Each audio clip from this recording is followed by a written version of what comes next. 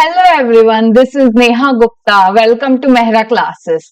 मैं आपके mathematics mentor ले आई हूँ एमपीपीएससी असिस्टेंट प्रोफेसर 2025 का कोर्स सिर्फ और सिर्फ 2999 में।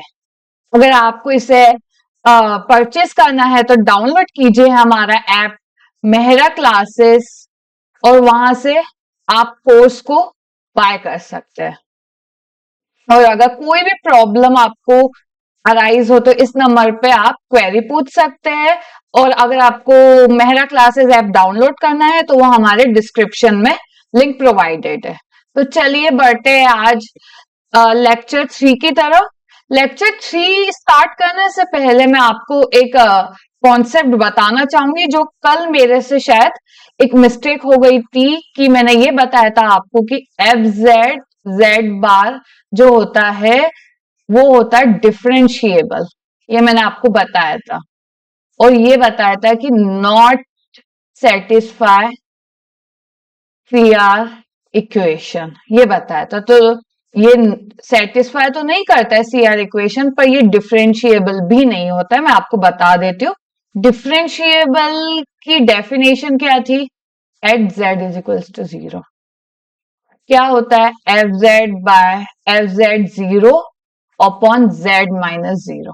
ठीक है, तो क्या हो जाएगा, limit z tends to 0 z bar minus 0 z minus 0। मैंने ये कहा था कि सारे पॉलिनोमियल डिफरेंशिएबल होते हैं, वो सच है, बट जेड कॉन्जुगेट पॉलिनोमियल नहीं है।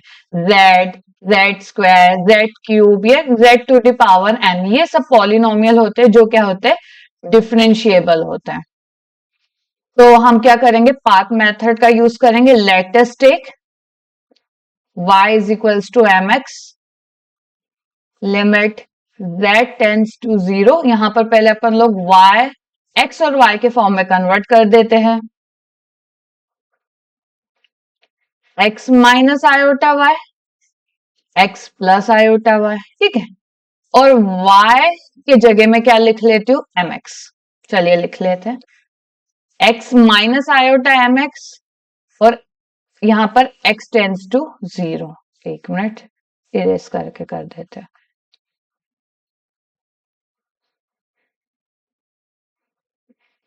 x tends to 0 x plus iota mx। देखिए x कॉमन आ रहा है, कैंसिल हो जाएगा और मुझे बचेगा सिर्फ ये, मेरा आंसर होगा सिर्फ इतना।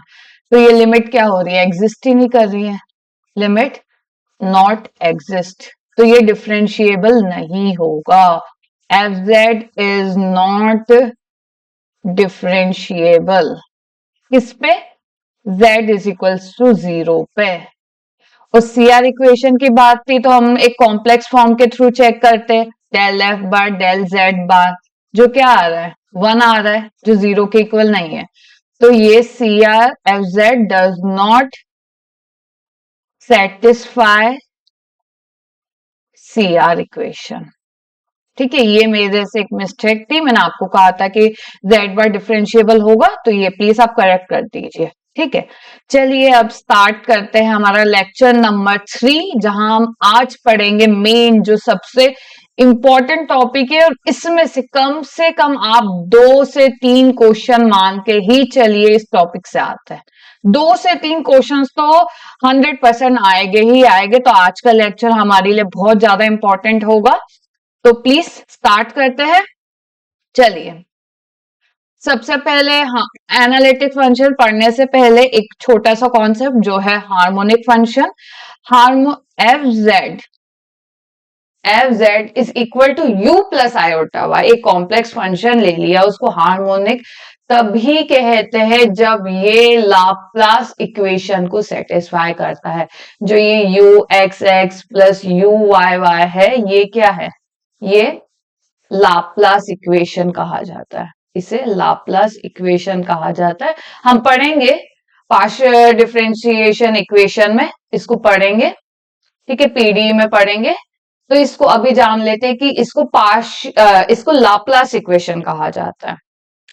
तो कोई भी फंक्शन हमारे कॉम्प्लेक्स एनालिसिस का ऐसा है कि अगर कोई भी फंक्शन एफ जेड, अगर उसका ये जो रियल पार्ट है और ये इमेजनरी पार्ट है लाप्लास इक्वेशन को सेटिस्फाई कर दे, तो मैं कहूंगी एफ इज हार्मोनिक।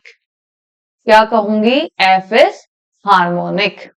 ठीक है, ये जो होते हैं ना, ये partial derivative you x X मतलब partial derivative of U with respect to X. ठीक है, सेकेंड ऑर्डर डेरिवेटिव है। ठीक है, चलिए तो मैं एक एग्जांपल जैसे यहां पर है, इसी एग्जांपल को हम लेते हैं और मैं आपको बताती हूँ।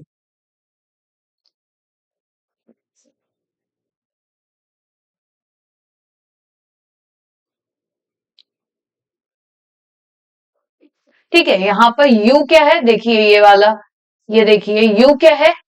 X square plus Y square. और v क्या है? 2xy। ठीक है, रियल पार्ट, इमेजिनरी पार्ट। हमें देखना क्या है? ये u x x plus u y y किसके इक्वल होना चाहिए? 0 के। ये हमारा एम है। और अगर ये सेटिस्फाइड हो गया, ये एक तरफ नहीं होना चाहिए, दोनों तरफ। रियल पार्ट भी सेटिस्फाई करना चाहिए लाप्लास इक्वेशन को, और इमेजिनरी पार्ट भी सेटिस्फाई करना चाहिए लाप्लास इक्वेशन को, तभी हम कहेंगे कि हमारा फंक्शन हार्मोनिक है, वरना नहीं। तो यहाँ ux निकाल देते हैं। ux क्या होगा? 2x। और u को फिर रिस्पेक्ट टू पार्शियल डेरिवेटिव करेंगे तो 2। uy क्या होगा? 2y। और u फिर से y के रिस्पेक्ट में डेरिवेटिव करेंगे तो आएगा, तो ये सॉरी माइनस है, माइनस। तो u x x plus u y y क्या हो जाएगा? 2 माइनस 2 जो 0 है। एक चीज, एक पॉइंट तो हमारा सेटिस्फाई हो गया। सेकंड जगह, दूसरी जगह देख लेते हैं। एम क्या है हमारा? वी एक्स एक्स और वी वाई वाई क्या होना चाहिए? 0 के इक्वल होना चाहिए। तो कर देते हैं, v को पार्शियली डेरिवेटिव कर देते with respect to x, 2y हो जाएगा। और फिर से इसको पार्शियली डेरिवेटिव कर देते with respect to x, 2y का क्या हो जाएगा? 0 हो जाएगा। vy का करेंगे तो 2x। ठीक है, पार्शियली डेरिवेटिव करेंगे विद रिस्पेक्ट टू, अब y करेंगे, फिर से करेंगे तो 0 हो जाएगा, क्योंकि y की टर्म है नहीं, तो 0 हो जाएगा यहाँ पर। तो हमें क्या मिला? V x x plus v y y क्या हो जाएगा? 0 प्लस 0 0 हो गया। तो ये भी सेटिस्फाई कर रहा है। यहाँ दोनों रियल पार्ट और इमेजिनरी पार्ट लाप्लास इक्वेशन को सेटिस्फाई कर रहे हैं, तो मैं कहूंगी कि मेरा जो फंक्शन है एफ जेड, क्या है मेरा function? X square minus Y square plus 2xy iota is harmonic. ये क्या है? हार्मोनिक। ठीक है, मुझे लगता है आपको क्लियर हो गया होगा हार्मोनिक फंक्शन क्या होता है। आगे बढ़ते हैं। Harmonic conjugate. हार्मोनिक कॉन्जुगेट जो होता है, मतलब हार्मोनिक कॉन्जुगेट, अगर हम एक फंक्शन ले ले एफ जेड, एक फंक्शन ले लेते हैं एफ जेड, तो एफ जेड में क्या है हमारा? एक रियल पार्ट है और एक इमेजिनरी पार्ट है। तो मैं मैं v को हार्मोनिक कॉन्जुगेट किसका? u का कहूंगी तब अगर u और v दोनों हार्मोनिक हो जाए। ठीक है, दोनों लाप्लास इक्वेशन को सेटिस्फाई कर दे, और u और v दोनों क्या करे? कॉची रीमान इक्वेशन को सेटिस्फाई करे। तो कोई भी जैसे फंक्शन है, उसमें एक रियल पार्ट होता है, एक इमेजिनरी पार्ट होता है। ये इमेजिनरी पार्ट को मैं हार्मोनिक कॉन्जुगेट कहूंगी किसका? u का। तभी अगर दो प्रॉपर्टी सेटिस्फाई करे, क्या? u और v हार्मोनिक हो जाए और u और v दोनों कॉची रीमान इक्वेशन को सेटिस्फाई करे। तो फिर से मैं यही एक सेम ही एग्जांपल ले रही हूं। जैसे यहां पर मेरा u है, अभी हमने देखा कि u और v दोनों हार्मोनिक है। ठीक है, अभी हमने देखा दोनों, देखो लाप्लास इक्वेशन को सेटिस्फाई कर रहे हैं, मतलब u और v हार्मोनिक है। हाँ देखिए, जैसे यहाँ में u और v दोनों सेटिस्फाई हो रहा है, तो मैं कह रही हूँ फंक्शन हार्मोनिक है। अगर सिर्फ u सेटिस्फाई हो रहा है, u सेटिस्फाई कर रहा है लाप्लास इक्वेशन को, तो मैं कहूंगी u इज हार्मोनिक।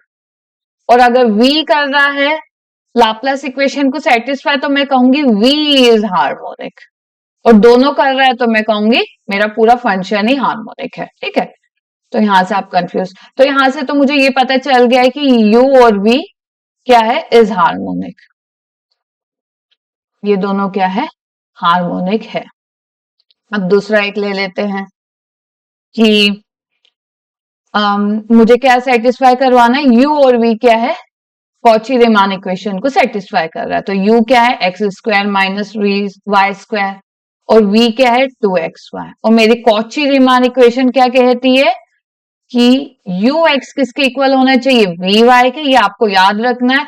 डेली में अगर आपको पढ़ाती हूँ तो आपको सारे नोट्स रिवाइज करना है, ताकि नेक्स्ट जो क्लास है, जैसे आज मैं क्लास ले रही हूँ, तो ये आपको ऐसे कंफ्यूजन ना हो कि मैम ये फॉर्मूला था कहाँ से आ गया, ऐसा। ठीक है, तो आपको रोज रिवाइज करना है, ताकि आप रोज जो नई क्लास हो आप उसको इंजॉयफुली देख सके, कि मुझे पता है, अच्छा ये मुझे पता है, ये मुझे पता है, ऐसा हो।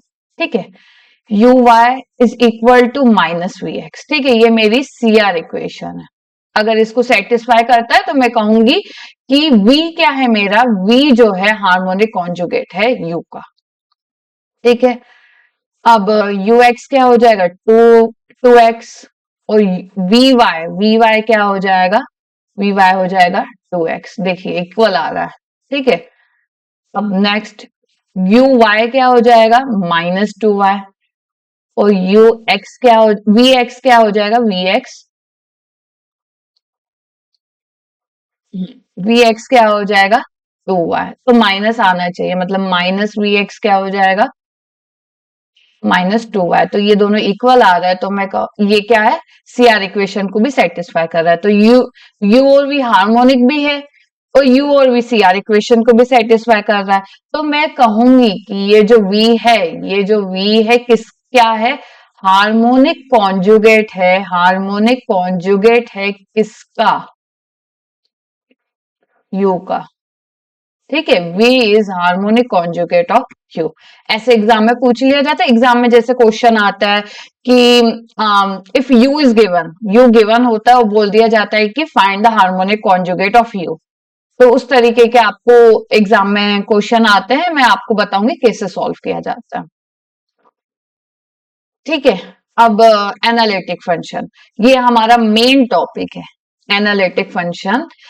A complex valued function fz, a complex valued function fz defined in a domain A। Domain जैसे फंक्शन मैंने स्टार्टिंग की क्लास में ही बताया था, फंक्शन A से लेकर C में होता है, और A क्या होता है, उसका नॉन एम्प्टी सबसेट होता है, किसका, C का होता है।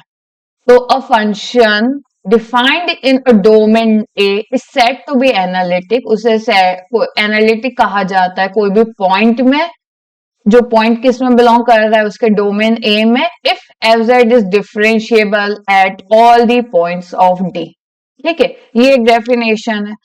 और मेन जो डेफिनेशन है, ये ज्यादा अच्छी डेफिनेशन देखिए, ये क्या कहती है कि a complex valued function fz is said to be analytic at a point z0 if there exists a neighborhood of z0 in which fz is differentiable at each point। इसका मतलब ये है कि जैसे मेरा कोई भी जैसे ये मान के चलिए ये डोमेन है A, उसमें एक पॉइंट है z0 एक पॉइंट है जो A में बिलोंग कर रहा है, तो ये एक पॉइंट है।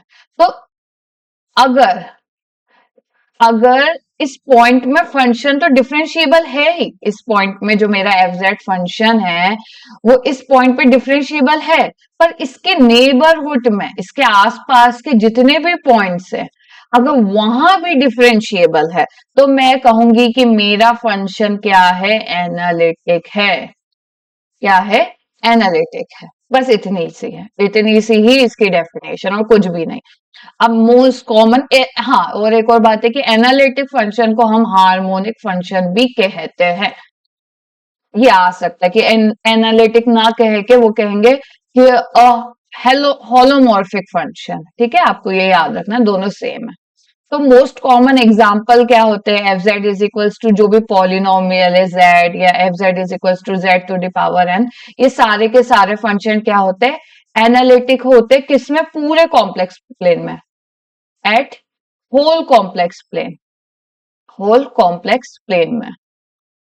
ये बहुत कॉमन एग्जांपल है और ये आपको याद ही रखने हैं, क्योंकि हम इसके प्रूफ में अगर जाएंगे तो एग्जाम में टाइम वेस्ट हो जाएगा। इसीलिए जैसे ये आपको धीरे धीरे आप पढ़ोगे और तो याद हो जाएगा कि हर कोई जितने भी पॉलिनोमियल्स है वो एनालिटिक फंक्शन है।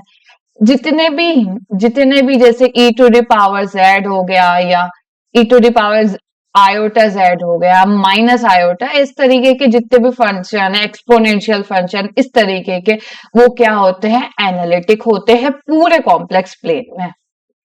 ठीक है, इसी तरीके से साइन z हो गया, साइन हाइपरबोलिक z हो गया, साइन 2z हो गया, कुछ भी हो गया, ये भी क्या होता है?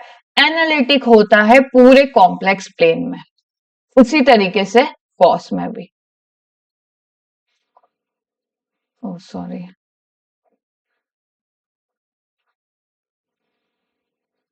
ये क्या हो गया?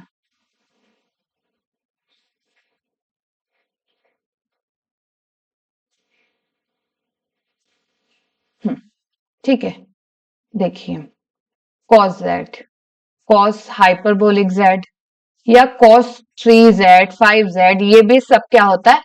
एनालिटिक फंक्शन होता है। ठीक है, तो ये कॉमन एग्जाम्पल है जो आपको याद रखना है। बट एक और एग्जाम्पल है, वो है f Z is equals to 1/z-1। ये भी हर जगह it is analytic everywhere except at z is equals to 1। देखिए जैसे मैं यहां पर 1 रखूंगी तो ये इनफाइनाइट हो जाएगा और ये फंक्शन एग्जिस्ट ही नहीं करेगा। तो यहाँ पर खैर सिंगुलैरिटी होती है जो हम आगे पढ़ेंगे अपकमिंग क्लासेस में। तो यहाँ पर 1 पे एग्जिस्ट ही नहीं कर रहा फंक्शन, इसीलिए 1 को छोड़ के हर जगह ये फंक्शन क्या होता है? एनालिटिक होता है। ठीक है, मतलब कोई भी फंक्शन अगर एनालिटिक है तो वो डिफरेंशिएबल होगा उसके सारे पॉइंट्स में।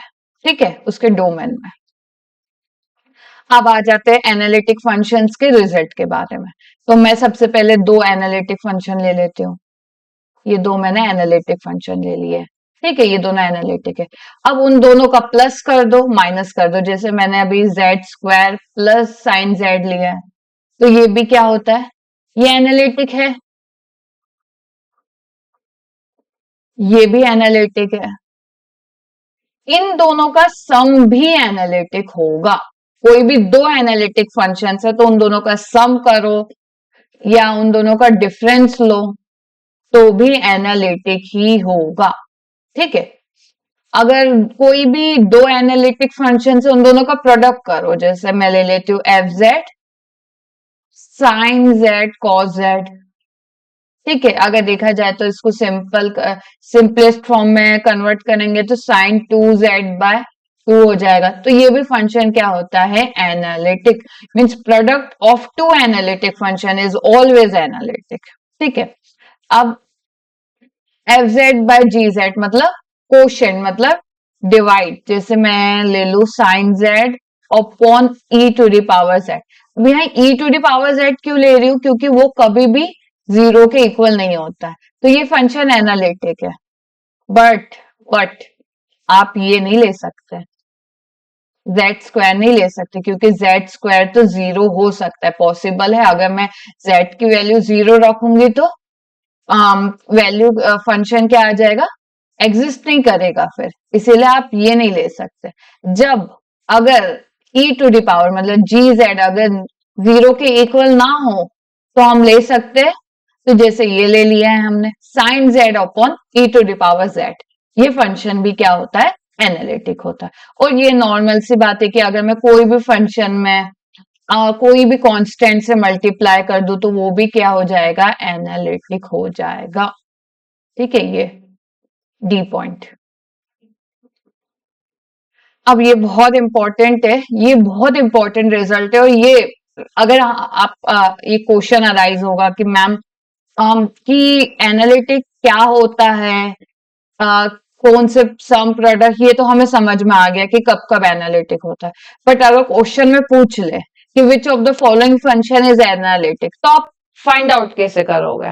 तो देखिए यही दो इंपॉर्टेंट रिजल्ट्स होते हैं एनालिटिक फंक्शन को डिटेक्ट करने के लिए। तो उसके पहले हम ये पढ़ लेते, रिजल्ट पढ़ लेते हैं कि f Z is analytic at z not then it is differentiable at uncountable points और एवरीवेयर। ठीक है, अगर कोई भी फंक्शन एनालिटिक है तो वो डिफरेंशिएबल होगा अनकाउंटेबल पॉइंट्स पे एवरीवेयर। ठीक है, या इनफाइनाइटली मेनी पॉइंट्स पे डिफरेंशिएबल होगा, but converse need not be true. ठीक है, मैं आपको एग्जांपल बता देती हूँ। एफ जेड को जेड स्क्वायर ले लेते हैं, जेड स्क्वायर को मतलब एक्स प्लस आयोटा वाई का square, x square minus Y square plus 2x iota. अभी मैंने बताया ये फंक्शन क्या होता है, एनालिटिक होता है। ठीक है, ये एनालिटिक तो है। ठीक है, ये it is F Z is analytic. ठीक है, मुझे चेक करना है कि ये इट इज डिफरेंशिएबल और नॉट। ठीक है, डिफरेंशिएबल है कि नहीं है, तो अपन क्या करेंगे, लिमिट z टेंड्स टू 0 ले लेते हैं, f z by f z 0 upon z minus 0, यहां पर लिख लिया। डायरेक्ट जेड स्क्वायर भी रख सकते हैं, इसको लिखने की जरूरत नहीं है। z tends to 0, z square by z, limit z tends to 0 z, यहाँ पर क्या आ रहा है, 0 आ रहा है, तो ये क्या कर रहा है, एग्जिस्ट कर रहा है, मतलब ये फंक्शन डिफरेंशिएबल है। और डिफरेंशिएबल 0 पे लो या अगर आप कोई और पॉइंट लोगे तो उसमें भी ये क्या होगा, आप देखिए अगर मैं ये यहाँ पर मैंने 0 लिया, अगर 0 ना लेकर मैं ले लेती हूँ z इज इक्वल्स टू 1 पे चेक कर लेते हैं, z माइनस 1, तो क्या था मेरा फंक्शन, जेड स्क्वायर था, जेड स्क्वायर में वैल्यू क्या आएगी, 1 आएगी, जेड माइनस 1, तो ये क्या आ जाएगा, जेड माइनस 1 जेड प्लस 1। ठीक है, स्प्लिट कर दिया, जेड माइनस 1 क्या हो गया, कैंसिल हो गया, limit z tends to 1 z plus 1, तो देखिए इस पे भी वैल्यू क्या कर रही है, 1 प्लस 1 2 एग्जिस्ट कर रही है। तो मैं कहूंगी कि अगर कोई भी फंक्शन एनालिटिक है, मैंने कहा था कि कोई भी पॉलिनोमियल होता है वो एनालिटिक होता है किसमें, इन होल कॉम्प्लेक्स प्लेन में, पूरे सी में, पूरे सी में वो एनालिटिक होता है, तो वो डिफरेंशिएबल होगा अनकाउंटेबल पॉइंट्स पे या हर जगह होगा। तो देख लिए 0 ले लिया मैंने, 1 ले लिया, दोनों पर डिफरेंशिएबल है, और भी हम पॉइंट्स ले सकते हैं, फंक्शन डिफरेंशिएबल ही होगा। But converse need not be true, converse ये कहता है कि अगर वो फंक्शन डिफरेंशिएबल है किस पे, एट अनकाउंटेबल पॉइंट, बहुत सारे पॉइंट पे डिफरेंशिएबल है, तो क्या वो एनालिटिक होगा।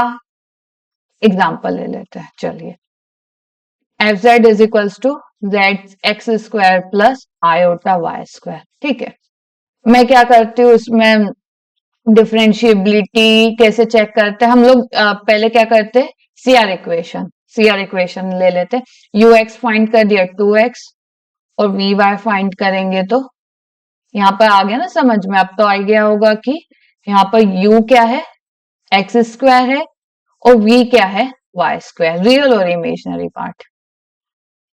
तो vx क्या हो जाएगा, 2y, दोनों इक्वल नहीं आ रहा है, देखते हैं, uy क्या हो जाएगा, 0, क्योंकि यहाँ पर y का कोई वेरिएबल ही नहीं है, और vx क्या हो जाएगा, 0, क्योंकि यहाँ पर x ही प्रेजेंट नहीं है, तो डिफरेंशिएशन 0 हो जाएगा। तो मेरा सीआर इक्वेशन ये कहता है कि ux किसके इक्वल होना चाहिए, vy के। तो ये सीआर इक्वेशन को कब सेटिस्फाई करेगा, ये जो फंक्शन है satisfies CR equation at x is equals to y. CR equation को सेटिस्फाई करेगा कब, मैंने बताया था आपको कि हम ये भी डिटेक्ट कर सकते हैं कि किस पॉइंट पे ये से सीआर इक्वेशन को सेटिस्फाई करेगा। ठीक है, सीआर इक्वेशन को कब सेटिस्फाई करेगा, जब ux vy के इक्वल होगा, ux 2x है और vy 2y है, तो ये फंक्शन सीआर इक्वेशन को तब सेटिस्फाई करेगा जब x is equal to y होगा। तो कह सकते हैं कि ये, सॉरी,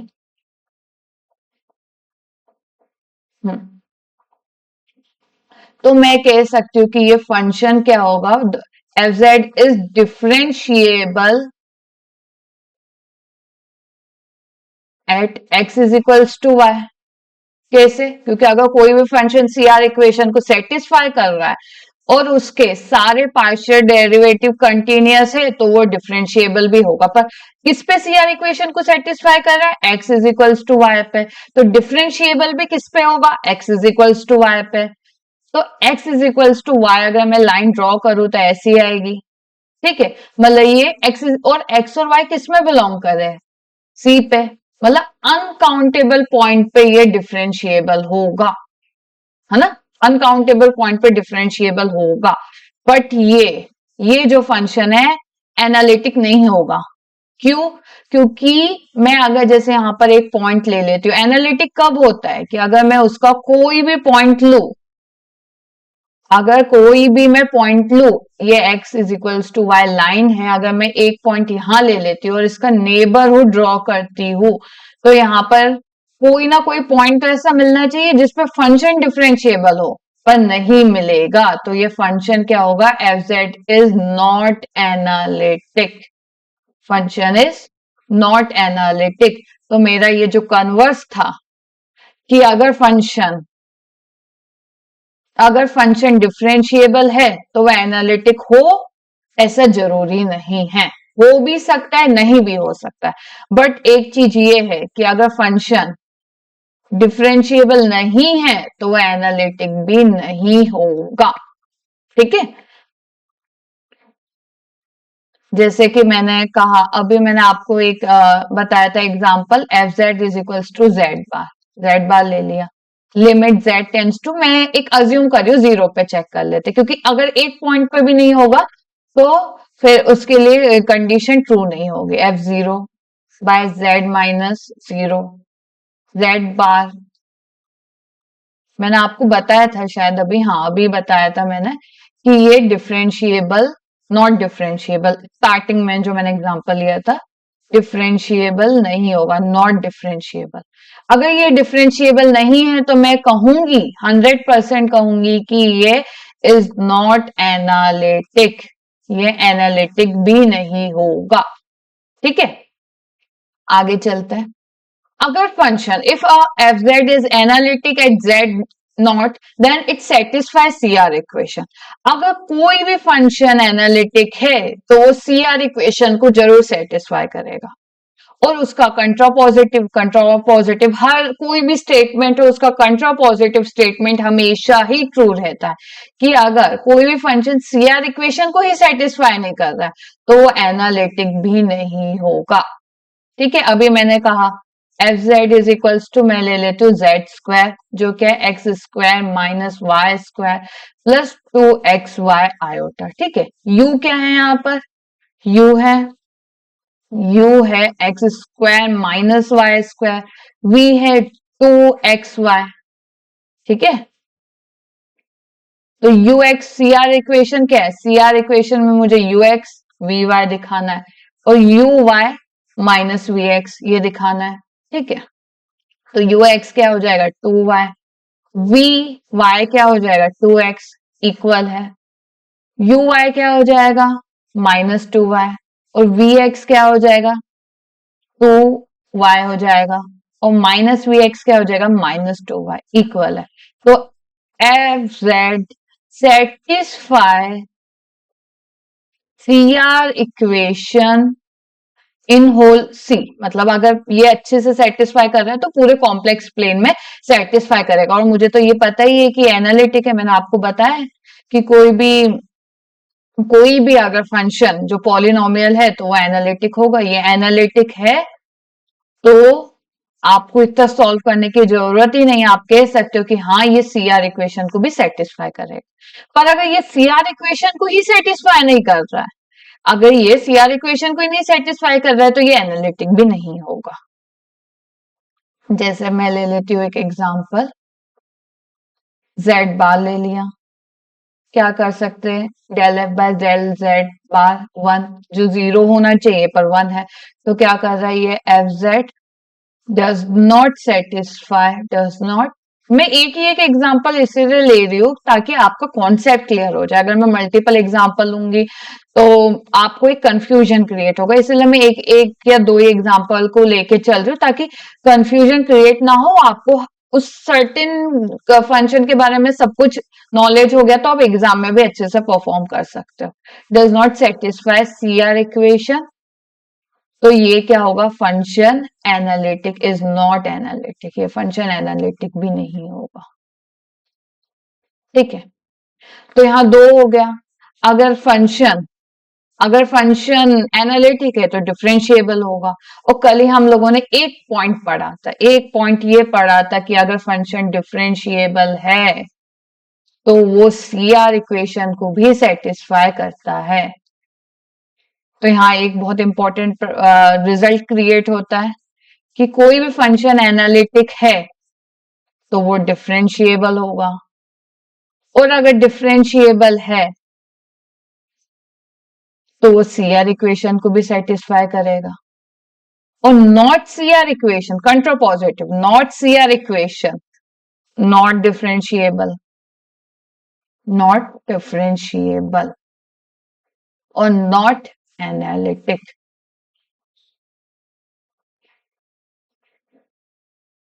ठीक है, आई होप आपको ये रिजल्ट क्लियर हो गया होगा। एग्जाम में कुछ भी आए एनालिटिक के एनालिटिक पूछा जाए तो आप directly CR equation easiest form होगा सॉल्व करने के। और सीआर इक्वेशन में भी दो ही आप यूज करते हो, तो कार्टेशियन फॉर्म यूज कीजिएगा और अगर जेड बार लिखा है तो complex form.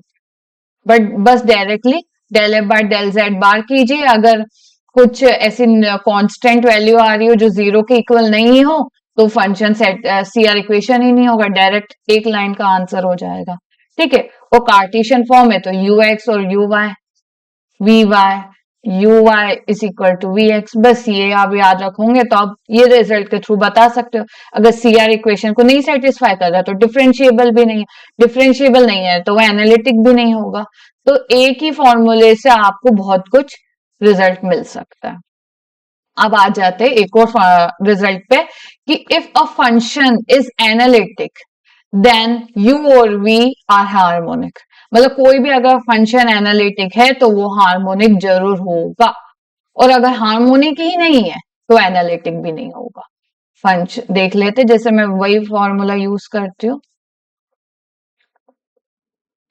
F Z is equal to Z square, जो क्या होता है x square minus Y square plus I होता है एक्स वाई, 2xy। ठीक है, तो देखिए जेड स्क्वायर क्या है, एनालिटिक तो है। ये क्या है, एनालिटिक तो है, कहां पर, पूरे कॉम्प्लेक्स प्लेन में, हो analytic in whole complex plane. ठीक है, अब हार्मोनिक, हार्मोनिक भी मैंने बता दिया है। हार्मोनिक स्टार्टिंग वाले जो मैंने लिया था, देखिए ये जो एग्जाम्पल है वही है, ये लिया था, मैंने बताया था यू और वी दोनों हार्मोनिक है तो फंक्शन भी हार्मोनिक होगा। तो हम कह सकते हैं कि अगर फंक्शन एनालिटिक है तो F Z is equal to Z square क्या होगा, इज हार्मोनिक, यह हार्मोनिक भी होगा। पर अगर फंक्शन नॉट हार्मोनिक तो नॉट एनालिटिक। ठीक है, तो आपको एग्जाम में अगर एनालिटिक के बारे में चेक कीजिए तो सबसे पहले सीआर इक्वेशन लगा लीजिए, और नहीं वो लगे तो आप हार्मोनिक लाप्लास इक्वेशन लगा लीजिए और चेक कर लीजिए वो हार्मोनिक है कि नहीं। ये क्वेश्चन सही आएगा। एग्जाम्पल ले लेते हैं, एफ जेड को मैं ले लेती हूँ x square plus Y square. ठीक है, यहाँ पर यू ही गिवन है, x square plus Y square, you x क्या हो जाएगा 2x, और फिर से डेरिवेटिव करेंगे तो 2 हो जाएगा, यू वाई क्या हो जाएगा 2y, दोबारा डेरिवेटिव करेंगे तो 2 हो जाएगा। और अगर इसको प्लस करेंगे तो क्या आएगा 2 प्लस 2 4, जो 0 के इक्वल नहीं है, तो u इज नॉट हार्मोनिक। और यहाँ पर u ही है सिर्फ, v प्रेजेंट नहीं है, तो मैं कहूंगी कि f इज नॉट हार्मोनिक। और अगर ये हार्मोनिक ही नहीं है तो क्या ये एनालिटिक होगा, नहीं, एफ इज या एफ जेड लिख लो, एफ लिख लो, F Z is not analytic, ये एनालिटिक ही नहीं होगा। ठीक है, यही था एक हमारा रिजल्ट जिससे हम इजीली पहचान सकते थे हार्मोनिक कब फंक्शन एनालिटिक होगा कि नहीं। तो इसीलिए मैंने कहा था कल की क्लास बहुत इंपॉर्टेंट थी। अगर आपको कल अच्छे से समझ में आया होगा तो आज की क्लास में आपको कोई प्रॉब्लम नहीं होगी। अब आ जाते रिजल्ट पे कि अगर कोई भी फंक्शन एनालिटिक है, कोई भी फंक्शन अगर एनालिटिक है तो उसका डेरिवेटिव ये चार इक्वेशंस के इक्वल होगा। इसको याद करने की जरूरत नहीं है। जैसे अगर एफ जेड है u प्लस आयोटा वी, मैं क्या करती हूँ, डिफ्रेंशिएट करती हूँ, differentiate partially with respect to x। ठीक है, x से डिफ्रेंशिएट कर लेते हो, del F by del x, del u by del x, iota del v by del x. इसको मैं ऐसे लिख सकती हूँ, डेल ये एफ जेड का derivative you x plus iota v y. अब मुझे पता है अगर फंक्शन एनालिटिक है तो वो सीआर इक्वेशन को जरूर सेटिस्फाई करेगा। और सीआर इक्वेशन क्या कहती है कि u x is equals to v y and u y is equals to minus v x. बस इतना याद रख के ही आपका ये चारों आ जाएंगे। देखिए कैसे, मैंने यहाँ यू एक्स के जगह एक बार मैं लिख लेती हूँ वी वाई और इसको एज इट इज ही रहने देती हूँ। ठीक है, एक ये फॉर्मूला तो हाँ, ये फॉर्मूला मिल चुका है। ठीक है, ये देखिए ये फॉर्मूला हो गया है, ये अभी मिला, ये मिला है अभी। ठीक है, अब केस नंबर 2 था, ये 1 था। अब मैं क्या कर देती हूँ, थर्ड केस में क्या कर देती हूँ कि यू एक्स को एज इट इज ही रहने देती हूँ प्लस आयोटा वी वाई के जगह, वी एक्स के जगह क्या लिख लेती हूँ, माइनस यू वाई। तो क्या आ जाएगा, u x minus iota u y. देखिए ये वाला केस आ गया। अब fourth case, f dash z is equal to, मैं लिखती हूं क्या करते हैं हम, इसको हम विथ रिस्पेक्ट टू वाई भी लिख सकते हैं, यू एक्स दोनों को एक साथ लिख लीजिए, यू एक्स को वी वाई लिख लीजिए, दोनों तरफ चेंज कर दीजिए, और वी एक्स को हम माइनस यू वाई लिख लेते हैं। तो देखिए v y minus iota u y. ठीक है, मुझे लगता है आपको u और v में शायद कंफ्यूजन हो तो मैं इस तरीके से लिख लेती हूँ। ठीक है, तो देखिए चारों केस को याद ही नहीं करना पड़ा, बस सीआर इक्वेशन हमें याद थी और ये केसेस अपने आप ही निकल आए। तो एग्जाम में ऑप्शंस आ जाते हैं, इनमें से चारों में से एक ऑप्शन आ जाएगा और पूछा जाएगा कि क्या ये सही है, तो आपको टिक करना होगा। उसी तरीके से अगर कोई भी फंक्शन एनालिटिक है तो उसका मॉडुलस, उसके डेरिवेटिव का मॉडुलस का स्क्वायर क्या होता है, जैकोबियन होता है। जैकोबियन इस तरीके से ये फॉर्मूला होता है निकालने का। और ऐसे नहीं तो आप जैसे डेरिवेटिव मैंने बताया आपको, u x plus iota v y, v v x, हाँ वी एक्स है। ठीक है, अगर मैं इसका मॉडुलस लूंगी, फर्स्ट क्लास में ही मैंने आपको बताया था मॉडुलस क्या होता है, रियल पार्ट का स्क्वायर प्लस इमेजिनरी पार्ट का स्क्वायर, दोनों तरफ मैंने ले लिया, स्क्वायरिंग कर दी, तो u x square plus v x square. फिर से हम क्या करेंगे, सीआर इक्वेशन का यूज करेंगे। तो यहां पर हमारी मैंने दो ही लिखी है, चार इक्वेशंस, ये वन बन गई, ये पहली बन गई। ठीक है, CR equation u x v y, u y minus v x. तो सेकंड क्या बनेगा, मैं एक बार यू एक्स को क्या लिख लेती हूँ, वी वाई स्क्वायर, और वी एक्स को क्या लिखती हूँ, एज इट इज रहने देती हूँ। ठीक है, एक ये बन गया। थर्ड, मैं यू एक्स को क्या करती हूँ, यू एक्स को क्या कर देती हूँ, एज इट इज ही रहने देती हूँ, और वी एक्स स्क्वायर के जगह क्या लिख लेती हूँ, यू वाई स्क्वायर, माइनस में आएगा और स्क्वायर है तो प्लस हो जाएगा। और फोर्थ दोनों में चेंज कर देती हूँ, मतलब यू एक्स के जगह वी वाई लिख लेती हूँ तो स्क्वायर हो जाएगा, और वी एक्स के जगह क्या कर लेती हूँ, यू वाई लिख लेती हूँ। देखिए फोर्थ, 4 इक्वेशंस बन गई। तो ये कभी कभी एग्जाम में पूछ लिया जाता है, तो ये आपको याद होना चाहिए। अब आ जाते हैं बहुत इंपॉर्टेंट, इसमें से एक क्वेश्चन तो पक्का बनता ही है कि फंक्शन कांस्टेंट कब होता है। फंक्शन कांस्टेंट कब होता है, अगर कोई भी फंक्शन एनालिटिक है तो वो कांस्टेंट कब होगा।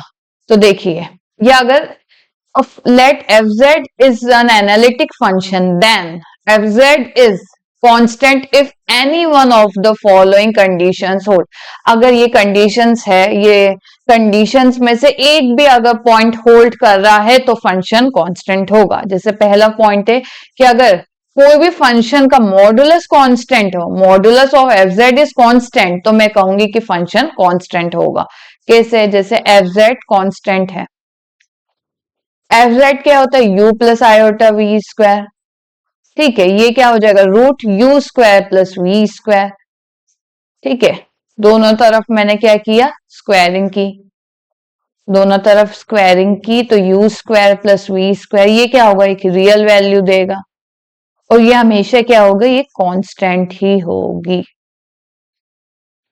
ठीक है। अगर फंक्शन यहाँ पर, सॉरी यहाँ पर लिखा है ये कांस्टेंट है, तो उसका सम का स्क्वायर कांस्टेंट है, तो u और v भी कांस्टेंट होगा, तो फंक्शन क्या हो जाएगा, कांस्टेंट हो जाएगा, z क्या हो जाएगा, कांस्टेंट हो जाएगा, ठीक है। तो अगर मॉडुलस कांस्टेंट है तो फंक्शन भी कांस्टेंट होगा। अगर argument of function is constant, अगर आर्ग्यूमेंट कांस्टेंट होगा तो फंक्शन भी कांस्टेंट हो जाएगा। ये एक रिजल्ट है, आपको याद रखना है। अगर डेरिवेटिव देखिए, अगर डेरिवेटिव 0 है तो देखिए जब आप इंटीग्रेट करोगे तो क्या आ जाएगा, एक कांस्टेंट ही आ जाएगा, ये तो पहले से ही हमें पता है। अगर डेरिवेटिव कोई भी एनालिटिक फंक्शन का 0 है तो फंक्शन क्या हो जाएगा, कांस्टेंट हो जाएगा। अगर कोई भी फंक्शन का रियल पार्ट या इमेजिनरी पार्ट, इन दोनों में से कोई भी कांस्टेंट हो, जैसे मान के चलो इस फंक्शन का 2 है, रियल पार्ट कांस्टेंट है, तो फंक्शन भी कांस्टेंट ही होगा, ठीक है। क्योंकि अगर मैं देखूं यहाँ पर कुछ x square plus Y square है, तो ये इसका हार्मोनिक कॉन्जुगेट नहीं होगा ना, एनालिटिक कैसे कहलाएगा फंक्शन, क्योंकि अगर फंक्शन एनालिटिक है तो हार्मोनिक भी होना चाहिए, हार्मोनिक ही नहीं होगा ये फंक्शन, क्योंकि ये इसका हार्मोनिक कॉन्जुगेट भी तो होना चाहिए, ठीक है। तो इसलिए फंक्शन क्या होना चाहिए, कांस्टेंट ही होगा। अगर रियल और इमेजिनरी पार्ट में कोई भी फंक्शन, अगर ये रियल और इमेजिनरी पार्ट कांस्टेंट हो तो फंक्शन भी कांस्टेंट होगा। उसी तरीके से अगर कोई भी फंक्शन अगर बाउंडेड हो, जैसे u बाउंडेड है या v बाउंडेड है, मतलब v is equals to a आ रहा है, v ऐसा आ रहा है, अगर u और v बाउंडेड है तो फंक्शन क्या हो जाएगा, कांस्टेंट हो जाएगा। रियल एनालिसिस में हमेशा कोई भी फंक्शन अगर आपको बोल दिया जाए कि हाँ अगर बाउंडेड है तो वो फंक्शन क्या होगा, कांस्टेंट ही होगा, क्योंकि नॉन कांस्टेंट फंक्शन कभी भी बाउंडेड नहीं होता है। आगे चल के हम ये पढ़ेंगे, ठीक है। Next, let a function fz be an analytic। अगर कोई भी फंक्शन एनालिटिक है और उसकी image of fz lies on a curve, then fz is constant.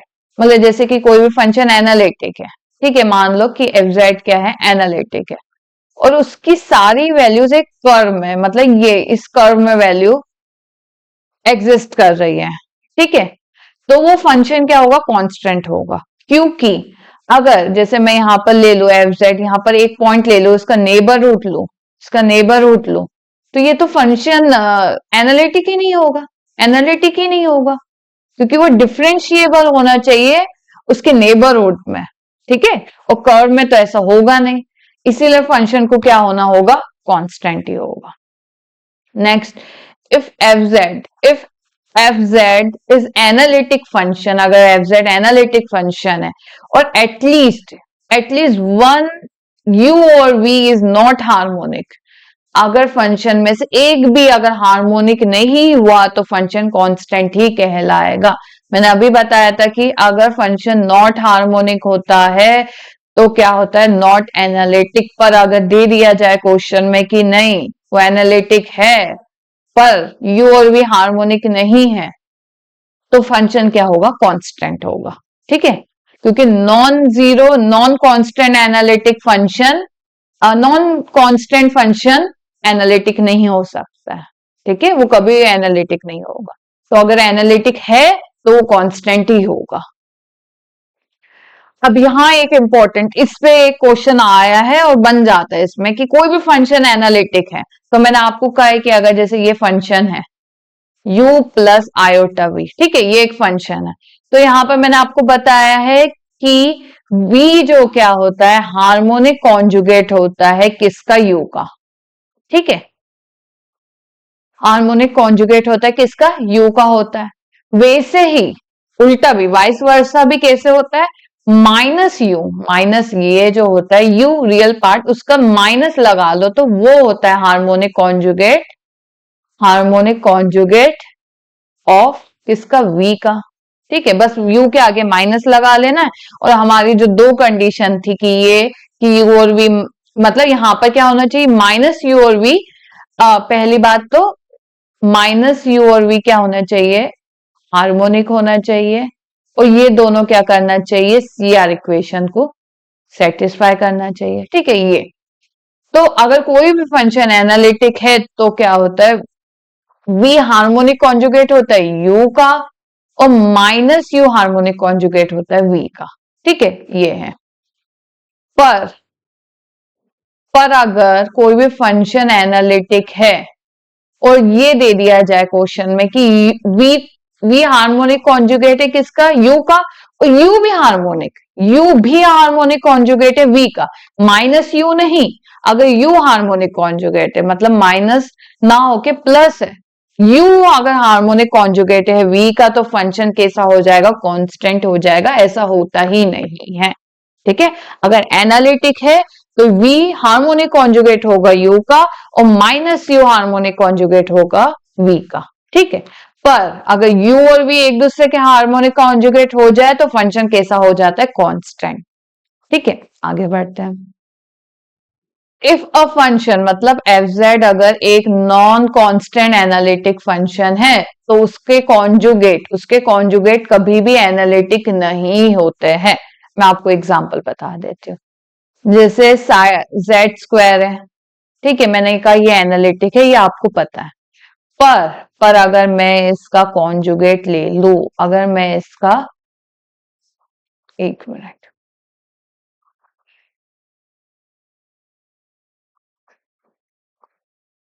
अगर मैं इसका कॉन्जुगेट ले लू तो कॉन्जुगेट कैसा आएगा, एक्स माइनस वाई का स्क्वायर, जो क्या हो जाएगा x square minus Y square minus 2x iota y. ठीक है, देख लेते CR इक्वेशन का यूज करते। u क्या है यहाँ पर, u है x square minus Y square और v क्या है माइनस 2xy। तो ux क्या हो जाएगा 2y और vy क्या हो जाएगा माइनस 2y। देखिए ये सेटिस्फाई ही नहीं कर रहा, सॉरी 2x भी फिर भी सेटिस्फाई नहीं कर रहा है। 2x देखिए ये इक्वल ही नहीं आ रहा है। उसी तरीके से uy देखेंगे तो -2y और vx देखेंगे तो -2y और माइनस vx लेंगे तो 2y। देखिए ये भी इक्वल नहीं आ रहा है, नॉट इक्वल। तो क्या होगा, ये फंक्शन CR इक्वेशन को सेटिस्फाई ही नहीं कर रहा है। मतलब F Z is equals to Z bar है does not satisfy CR equation. तो अगर सेटिस्फाई ही नहीं कर रहा है तो ये फंक्शन क्या होगा, इज नॉट एनालिटिक, ये एनालिटिक ही नहीं होगा। ठीक है, बट अगर दे दिया जाए if f Z is analytic function और एफ जेड कॉन्जुगेट या ये वाला conjugate is analytic, then f z constant होगा। जैसे कि अगर क्वेश्चन में ये दे दिया जाए कि एफ जेड एनालिटिक है और उसका कॉन्जुगेट एंड उसका कॉन्जुगेट ये हो या इस तरीके से हो, इज ऑल्सो एनालिटिक, तो फंक्शन क्या हो जाएगा, कांस्टेंट हो जाएगा। क्यों होगा कांस्टेंट? क्योंकि देखिए एफ जेड को मैं 2 लू और इसका कॉन्जुगेट करूं, इसका कॉन्जुगेट करूं, कोई फर्क नहीं पड़ेगा। तो ये कांस्टेंट फंक्शन भी एनालिटिक होता है, उसका कॉन्जुगेट करूंगी तो वापस वही आएगा, वो भी एनालिटिक होगा। ठीक है, इसीलिए अगर कोई भी फंक्शन एनालिटिक है और उसका कॉन्जुगेट भी एनालिटिक है तो फंक्शन कांस्टेंट ही होगा। ठीक है, अब आ जाता है मेन क्वेश्चन। इसमें से भी एक आज की क्लास बहुत इंपॉर्टेंट है क्योंकि इसमें से 2 से 3 क्वेश्चन बनेंगे ही बनेंगे। तो method of constructing analytic function, कभी कभी क्या हो जाता है कि है ना क्वेश्चन में क्या होता है कि रियल पार्ट ये है या इमेजिनरी पार्ट ये है, आप फंक्शन को बताइए। ठीक है, मतलब जैसे मिलने थॉमसन मेथड का हम आज यूज करेंगे, मिलने थॉमसन मेथड यूज करेंगे जहां पर इफ रियल पार्ट मतलब u is given and we have to find, और दिया भी होगा कि हमारा एफ जेड जो है वो एनालिटिक फंक्शन है, तो एफ जेड आप कैसे फाइंड आउट करोगे, जैसे ये फॉर्मूले से हम फाइंड आउट करेंगे, जो क्या f Z is equals to ये यू एक्स है, जहां पर क्या होना चाहिए उसके जो कोऑर्डिनेट्स है, एक z, x is equals to हम जेड लेते हैं और वाई को 0 रख लेते हैं, और बीच में माइनस और आयोटा यू वाई, यहां पर भी एक्स को जेड रख लेते हैं, वाई को 0 रख लेते हैं, और प्लस सी कांस्टेंट। चलिए देखिए, मैं ले लेती हूं यहां पर let u is equals to x square minus Y square, then find analytic function, या मैं नेक्स्ट पेज में ही आपको करवाती हूँ कि let u is equals to x square minus Y square, then find analytic function f z. ठीक है, मैं साइड में फॉर्मूला लिख लेती हूँ हमारा, ये देखिए ये फॉर्मूला है, मैं आपको लिख लेती हूँ ताकि आपको समझाते वक्त कोई दिक्कत ना हो। F Z is equals to integration of U X, Z 0 उसके कोऑर्डिनेट्स हो गए, विथ रिस्पेक्ट टू इंटीग्रेशन होगा डी जेड से, iota U I Z 0 D Z plus C. ठीक है, तो यहां पर u क्या है, x square minus Y square, you x क्या हो जाएगा 2x हो जाएगा, और यू एक्स जेड 0 क्या हो जाएगा, मतलब x के जगह बस 2 z रखना है। ठीक है, यू वाई क्या हो जाएगा -2y, और यू वाई जेड 0 मतलब x के जगह z और y के जगह 0, y तो यहां पर है, z एग्जिस्ट है ही नहीं, तो क्या आ जाएगा 0 आ जाएगा। एफ जेड क्या हो जाएगा u X Z 0 D Z, you x क्या है 2z डी जेड, और ये तो 0 है, मतलब माइनस आयोटा ये क्या है 0 है, प्लस सी। अब इसका इंटीग्रेशन करेंगे, z का क्या हो जाएगा जेड स्क्वायर बाय 2, और ये तो 0 ही होगा, 2 से 2 cancel, F Z is equals to Z square by C. ये मेरा होगा क्या एनालिटिक फंक्शन। ठीक है, इसी तरीके से अगर आ जाए इमेजिनरी पार्ट जो v x y is given and we have to find analytic function f z। ठीक है, अगर v इमेजिनरी पार्ट गिवन है और हमें analytic function f Z find करना है तो उसका भी अपना एक फॉर्मूला है, जो क्या है, जो ये है integration of v y z 0। ठीक है, यहां पर भी सेम है d z with respect to d z, वहां पर माइनस था, बीच में यहां पर प्लस है, आयोटा एज इट इज। ये याद रखिए, ये याद रखने वाली बात है कि यू एक्स था वहां पर रियल पार्ट में, यू एक्स था यहाँ पर वी वाई, क्योंकि यू एक्स किसके इक्वल होता है, वी वाई। फिर से सी आर इक्वेशन, तो कल की क्लास इंपॉर्टेंट थी, सी आर इक्वेशन याद ही होना चाहिए। और v यहाँ पर यू वाई है और यहाँ पर माइनस है, सॉरी,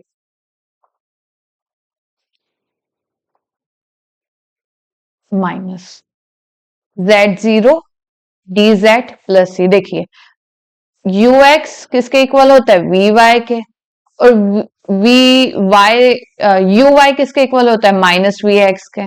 तो बस वही पुट कर दिया है। अगर आपको ये दोनों फॉर्मूला याद नहीं हो रहे तो एक फॉर्मूला याद कीजिए, सीआर इक्वेशन लगाइए, दूसरा फॉर्मूला भी अपने आप निकल आएगा।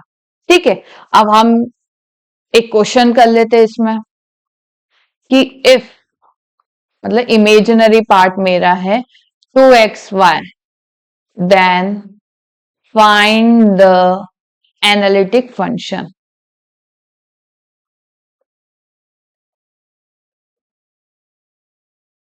ठीक है, यहां पर मैं आपको फॉर्मूला बता देती हूँ।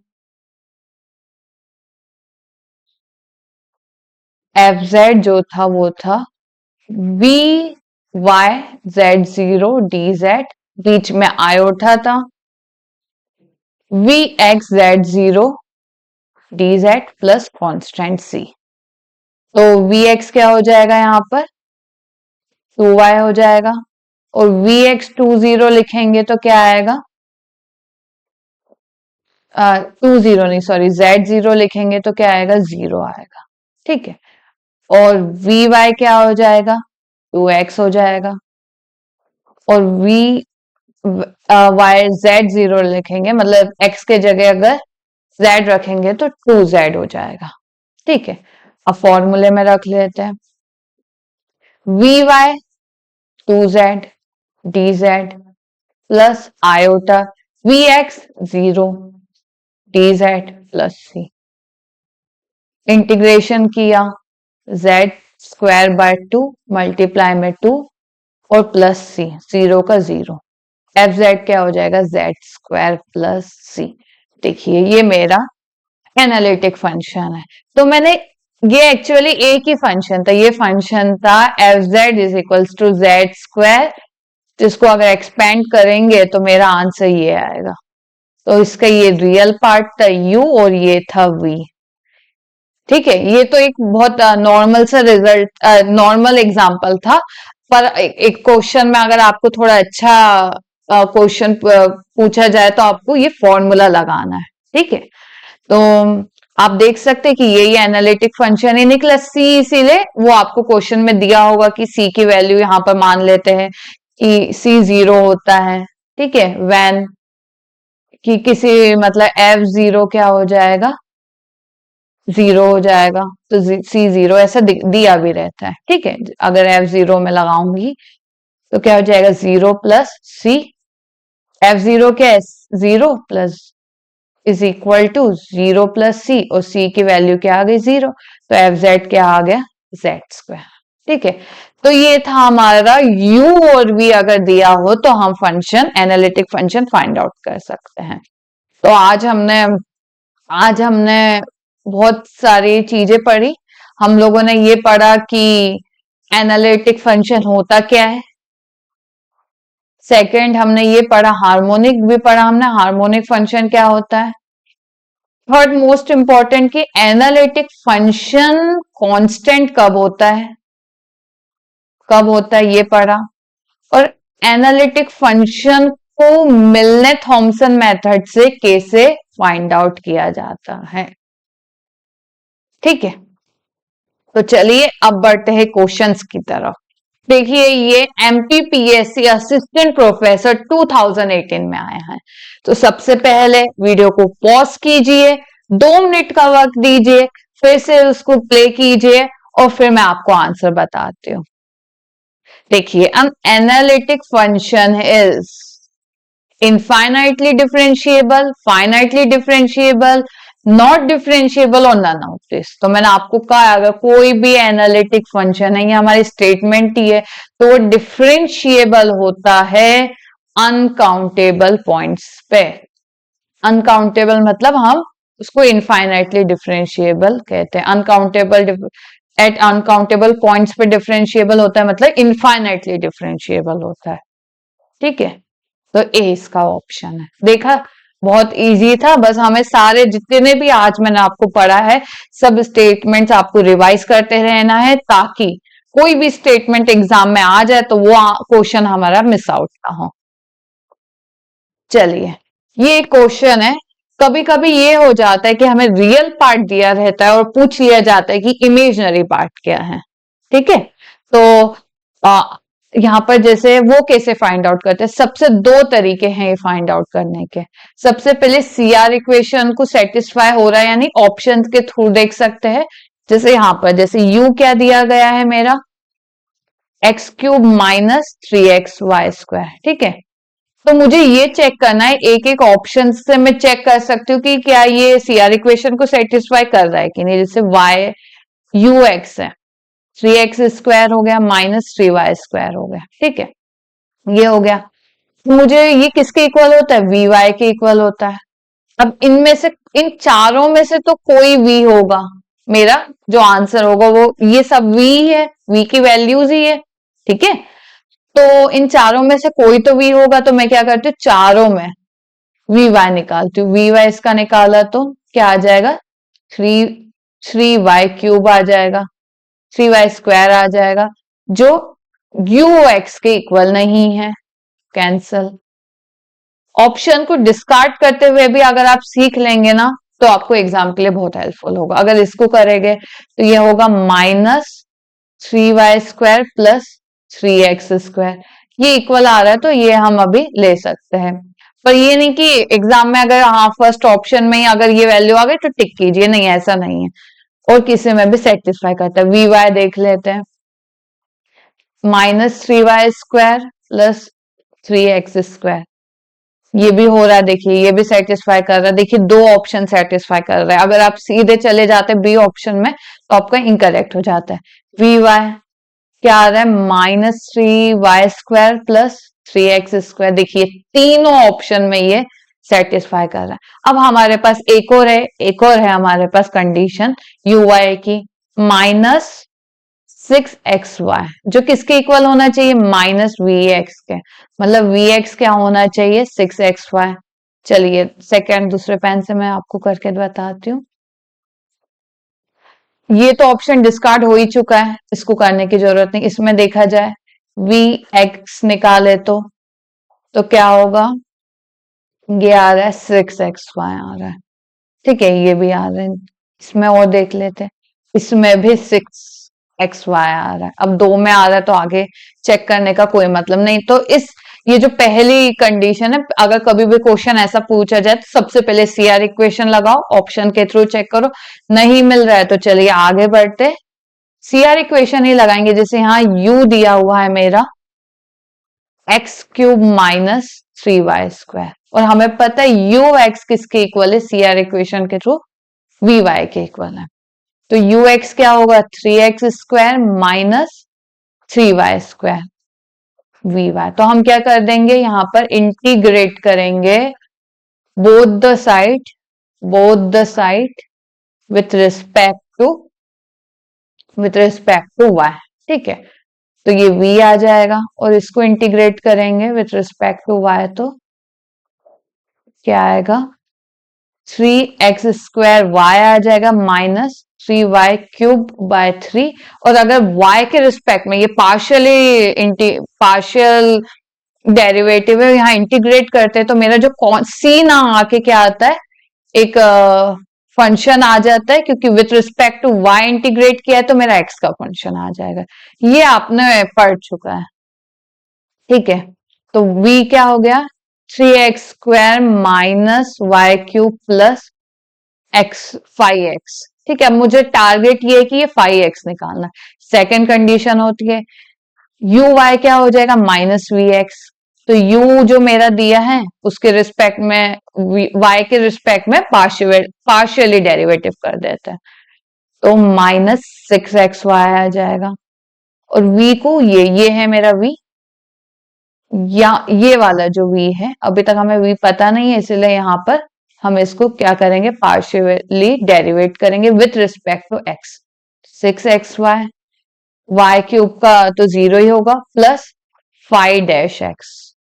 ठीक है, यहां से देखा जाए तो 5-x क्या आ रहा है, 0, और अगर इंटीग्रेट करेंगे तो ये कांस्टेंट ही आ जाएगा। ठीक है, डेरिवेटिव है दोनों जगह, एक्स के रिस्पेक्ट में इंटीग्रेट करेंगे तो यहाँ कांस्टेंट ही आ जाएगा। तो मेरा जो v है 5x है वो क्या है, कांस्टेंट है। ठीक है, और एक कंडीशन हमें क्वेश्चन में दी गई है ताकि हमें कांस्टेंट निकाल सके हम, v11 इज इक्वल टू 1। तो v क्या है, 3x² y minus y cube plus 5, मतलब एक कांस्टेंट c ले लेते हैं। तो v11 1 हर जगह 1 रख लिया, 3 हो जाएगा -1 प्लस 3। ये 1 is equal to 2 plus c क्या आएगा, -1। तो v क्या आ रहा है मेरा, 3x² y minus y cube -1। तो देख लेते क्या ये मैच कर रहा है। -1 यहाँ पर तो नहीं है, यहाँ पर तो है ही नहीं -1, यहाँ पर ही है सिर्फ। तो बी ऑप्शन मेरा करेक्ट है। तो आप देख सकते हैं यहाँ पर, मतलब कुछ ऐसा टफ नहीं था, सीआर इक्वेशन के थ्रू ही हमने सॉल्व किया है। ठीक है, और जो बेसिक हम लोग पहले ही पढ़ चुके हैं वो हमने इंटीग्रेट और डिफरेंशिएशन किया है बस। तो ये आपको याद रखना, इस तरीके से सॉल्व किया जाता है। अब इसी तरीके का देखिए, इसी तरीके का क्वेश्चन भी आया है, मैं आपको पहले वो करवा देती हूँ।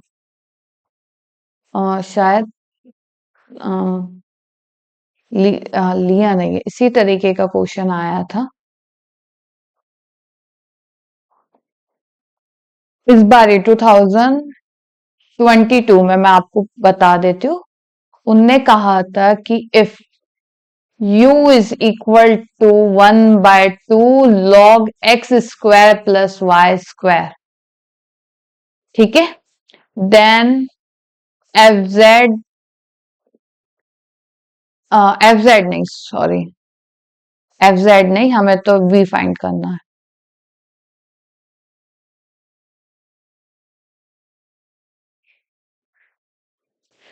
u अगर यहाँ पर गिवन है, then find the harmonic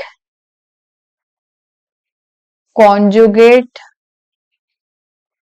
of u। First कि tan inverse y/x, second tan inverse x/y, third log x² plus y², fourth does not exist. ये क्वेश्चन एमपीपीएससी असिस्टेंट प्रोफेसर 2022 में पूछा गया इस बार ही। तो क्या करना है, पहले आप तो ट्राई कीजिए, वीडियो को पॉज कीजिए, 2 मिनट का वक्त दीजिए और फिर यहाँ पर प्ले करिए और फिर हम सॉल्व करते हैं। थोड़ा आपको भी पहले ट्राई करना चाहिए, कोई भी क्वेश्चन आए तो आप पहले थोड़ा सा ट्राई कीजिए, थोड़ा 5 मिनट का, 5 मिनट लग रहे तो 5 मिनट से ही, क्योंकि अभी 5 मिनट लग जाएंगे तो ठीक है, कोई बात नहीं, पर एग्जाम में नहीं लगने चाहिए, क्योंकि हमारे पास 150 क्वेश्चंस होते हैं, हमें 3 घंटे में सॉल्व करने रहते, तो हमें अपनी स्पीड बढ़ा दी है, और जब तक आप खुद ट्राई नहीं करेंगे तो हमारी स्पीड नहीं बढ़ती। चलिए तो देख लेते हैं। तो कोई भी, सबसे पहले मैंने आपको कहा सीआर इक्वेशन, सीआर इक्वेशन के 2 है कंडीशन, ux vy और uy vx। मतलब बहुत 70% क्वेश्चन यही कंडीशन से हो जाते हैं। ठीक है, पर एक आध जैसे अभी अपन ने इसके पहले क्वेश्चन सॉल्व किया था, उसमें हमें थोड़ा सा टाइम लगता है। तो ux क्या है, यहाँ पर u क्या है, 1/2 log x² प्लस y² है। तो ux क्या हो जाएगा, 1/2 एज इट इज log का x² प्लस y²। यहाँ पर विथ x का करेंगे तो ये 2 से 2 कैंसिल, x/x² प्लस y² होगा। तो ऑप्शन के थ्रू चेक कर लेते हैं, मतलब हमें क्या निकालना है, vy निकालना है। ये सब v ही है, हार्मोनिक कॉन्जुगेट क्या होता है, v ही होता है ना। जहां पर यहाँ पर एक और कंडीशन आती है कि fz is equals to v plus iota v is analytic, ये एनालिटिक होगा तभी हम कहेंगे कि ये सीआर इक्वेशन को सेटिस्फाई कर रहा है। ठीक है, तो ये तो है ही नहीं, इसको चेक करने की जरूरत ही नहीं है। तो क्या आ जाएगा, 1/1 plus Y square plus x square with respect to y कर रहा है। ठीक है, तो y का जो होगा ये आ जाएगा 1/x। तो क्या आएगा, क्योंकि y का तो अगर हम डेरिवेटिव करेंगे तो 1 होगा और ये कांस्टेंट लिया जाता है तो 1/x। तो ये x square plus Y square upon x square और 1/x, जो क्या आएगा x/x square plus Y square. देखिए ये सेम आ रहा है, पर फिर भी हम यहां भी चेक करेंगे। 1/x square by Y square, यहां पर देखिए x तो कांस्टेंट है, y का करेंगे तो -1/1/y स्क्वायर हो जाएगा। इसको मैं यहां ले आती हूं, तो क्या आ जाएगा 1/y square plus x square, y square ऊपर आ गया और -x/y, y से y कैंसल, आ तो x/x square plus Y square ही, पर माइनस भी आ रहा है इसीलिए ये डिस्कार्ड हो गया। ये तो होगा ही नहीं, एग्जिस्ट करेगा ही हमेशा। इसका कर लेते हैं, 1/x square plus Y square with respect to y करेंगे तो 2y, ये तो आ ही नहीं रहा। तो देखिए डिस्कार्ड करके भी हो गया। यहाँ पर जो सेकंड तरीका था मैंने आपको बताया तो वो यूज ही नहीं करना पड़ा, सीआर इक्वेशन के थ्रू ही हो गया। ठीक है, चलिए एक और क्वेश्चन कर लेते हैं हम, ये वाला। पहले ये कंडीशन बेस्ड क्वेश्चन कर देते हैं। तो देखिए आप थोड़ा रीड कीजिए क्वेश्चन, पहले वीडियो को पॉज कीजिए, थोड़ा सा दिमाग लगाइए, ये होगा जरूर आपसे, और फिर से प्ले कीजिए। तो चलिए इसका आंसर निकालते हैं। यहाँ पर दो स्टेटमेंट दी गई है, एक P और एक Q। P एक area if FZ and FZ conjugate are analytic in domain D, then FZ is constant।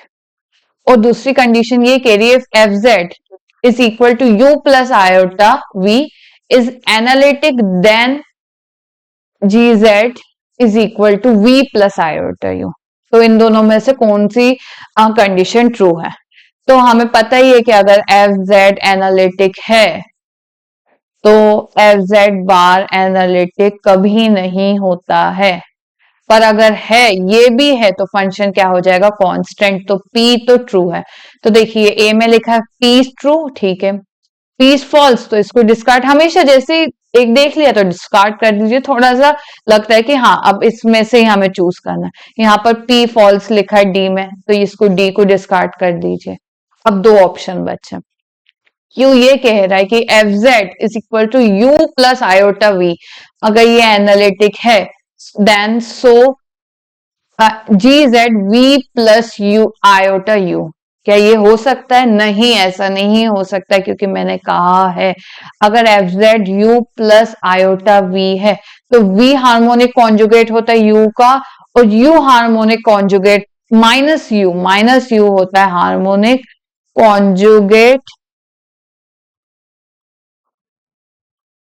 Conjugate of V। तो देखिए यहाँ पर जो एक्सचेंज हुआ है, यहाँ पर माइनस नहीं आया है, तो ये फंक्शन ऐसा नहीं होगा, ऐसा एग्जिस्ट ही नहीं करेगा। तो Q क्या है, फॉल्स है। ठीक है, अब आ जाते हैं ये क्वेश्चन पे। ये क्वेश्चन मिलने थॉमसन मेथड से हो गया, मैंने आपको पहले ही बता दिया है, तो आपको समझ में आ गया होगा कि यही मेथड यूज करनी है। तो आप जल्दी से वीडियो को पॉज कीजिए, अपने आप को 2 मिनट का टाइम दीजिए और फिर से प्ले कीजिए। तो देखिए यहाँ पर मैंने बता ही दिया है कि यहाँ पर मिलने थॉमसन मेथड का यूज होने वाला है ना। तो क्या करना है, मिलने थॉमसन मेथड मतलब यहाँ पर U दिया है, U वाला फॉर्मूला लगेगा जो था U x z0 dz minus iota uy z0 dz plus c। ठीक है, यहां निकाल देते हैं ux मतलब U को पार्शियली डेरिवेटिव करेंगे विथ रिस्पेक्ट टू x। ठीक है, कर देते, पहले इसको ले लेते, ये होता है ना u इंटू वी है, पहले u क्यू किया, फिर इसको डिफ्रेंशिएट करते हैं। ये तो मतलब बचपन वाला है कि डिफ्रेंशिएशन कैसे करते, वही किया। पहले e to the power x को किया, इसको रोक दिया, plus e to the power x को रोक दिया, इसको करेंगे, यहाँ तो x है ही नहीं, तो इसको करेंगे तो क्या आएगा, cos y आएगा। और u x z मतलब x के जगह बस z लिखना है, तो z cos 0 क्या होता है, 1 होता है, यहाँ तो 0 हो जाएगा, plus e to the power z फिर से cos 0 1 होता है।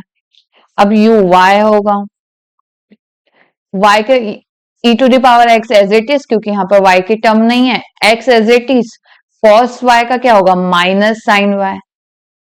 यहाँ पर फिर से प्रोडक्ट, y को रोक के रखा तो cos y minus sine y as it is, और y का किया तो 1 हो जाता है।